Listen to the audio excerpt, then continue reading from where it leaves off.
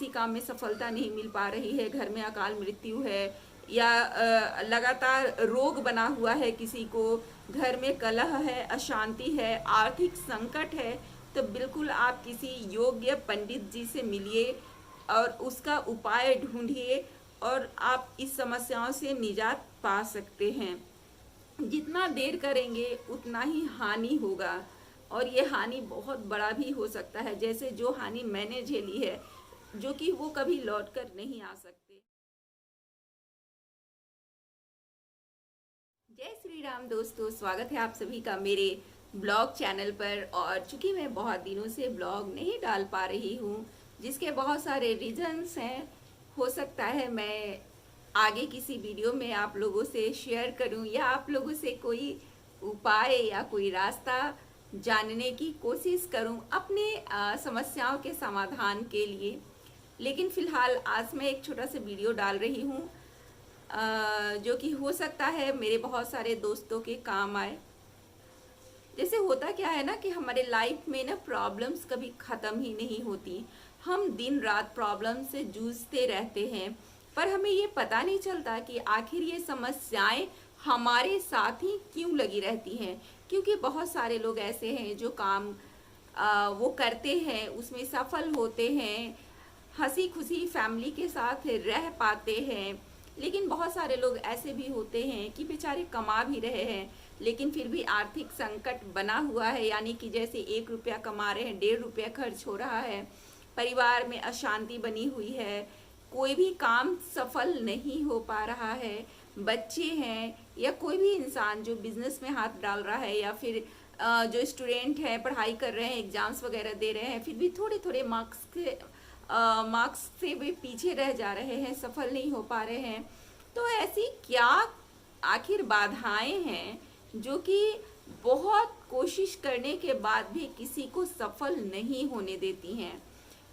और मैं ये वीडियो खास तौर पे आज शेयर करना चाहती थी। मैं चाहती हूँ कि जो लोग भी इस तरह की समस्याओं से जूझ रहे हैं वे ज़रूर इस वीडियो को देखें, और किसी एक के पास भी ये वीडियो जाती है तो वो इस वीडियो को और लोगों तक शेयर करें, ताकि कुछ लोगों का भी इससे फ़ायदा हो जाए, कुछ लोग भी अगर इससे बेनिफिट ले पाएँ तो मेरे लिए ये वीडियो बनाना सार्थक हो जाएगा। एक्चुअली आज मैं गई थी मंदिर गई थी मैं, अपने बेटे से मैंने रुद्राभिषेक करवाया और वहाँ पर पूजा पाठ हमने किया पंडित जी लोगों से। क्योंकि होता है ना, जब से मैंने ये चीज़ सुनी है कि आप जब इस तरह के समस्याओं से जूझते हैं तो हो सकता है कि आपके ऊपर या आपके घर में पितृदोष का पितृदोष हो, यानी जिसको हम लोग पितर भी बोलते हैं, तो वो पितृदोष के कारण यानी पूर्वजों के अभिशाप के कारण ये कार्य सफल नहीं हो पाते। अब पूर्वज भला अभिशाप क्यों देंगे, हमारे ही पूर्वज है, हमारे लिए बुरा क्यों सोचेंगे। तो उसमें भी कहा जाता है कि हो सकता है उनको कोई आपने ऐसे कर्म किए हो जो उन्हें पसंद ना आया हो, या फिर उनकी मृत्यु के वक्त हमने कुछ त्रुटियां कर दी हों, कुछ भी मतलब इस तरह के कारण होते हैं जो आप लोग यूट्यूब पे ढूंढेंगे तो बहुत सारे रीजंस मिल जाएंगे। लेकिन हाँ, ये है कि अगर इस तरह की समस्याएं आपके साथ कंटिन्यू बनी हुई हैं तो पितृदोष का लक्षण ही है और आपके पितर नाराज हैं, जिस कारण आप किसी भी काम में सफल नहीं हो पा रहे हैं।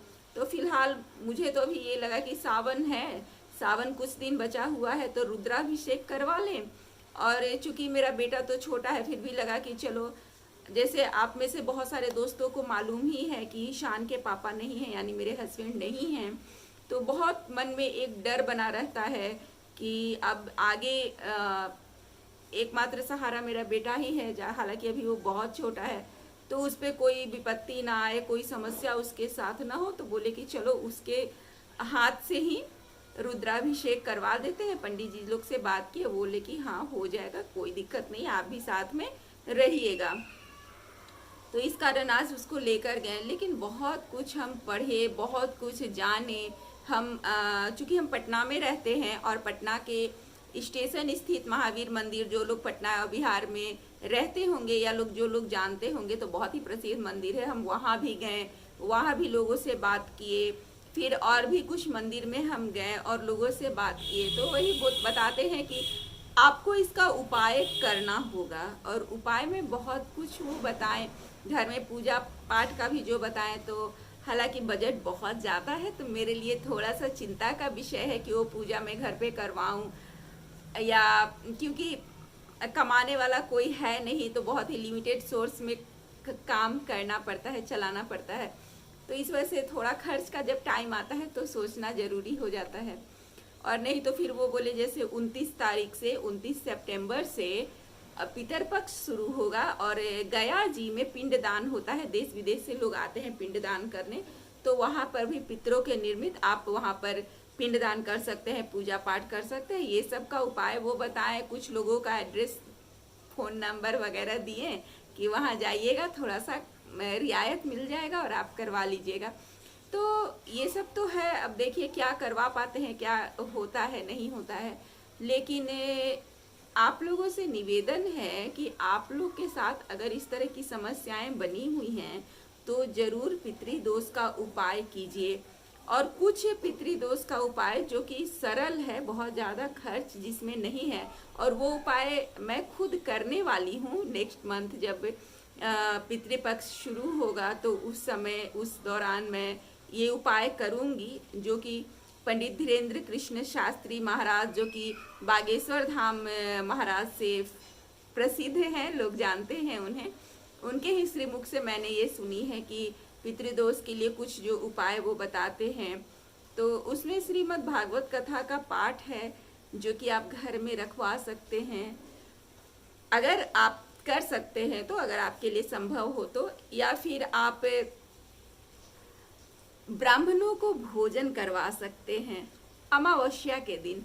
अमावस्या का, पितृपक्ष में अमावस्या का बहुत महत्व होता है। तो और अमावस्या के दिन ही मतलब पितरों से संबंधित कोई पूजा पाठ करवाते हैं तो वो विशेष महत्व होता है, अमावस्या के दिन किया जाता है, वो बता रहे थे। या फिर आप गऊ को चारा खिलाएं, पितृपक्ष में आप दान पुण्य करें, पितरों के नाम लेकर आप दान पुण्य कर सकते हैं, गरीबों को भी खाना खिला सकते हैं, या ब्राह्मणों को भोज करवा सकते हैं।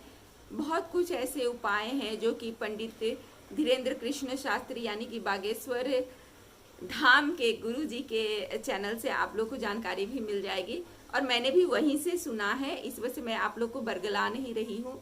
उनके ही मुख से मैंने ये सब चीज़ें सुनी, और तब मुझे जाकर इस बात का एहसास हुआ कि हम लोग, ये हमारा ये पूरा परिवार जो है वो पितृदोष से जूझ रहा है, पितृदोष से जूझ रहा है, क्योंकि हमारे घर में अकाल मृत्यु, आर्थिक संकट, कलह, मतलब लोगों में मतभेद, बहुत कुछ है।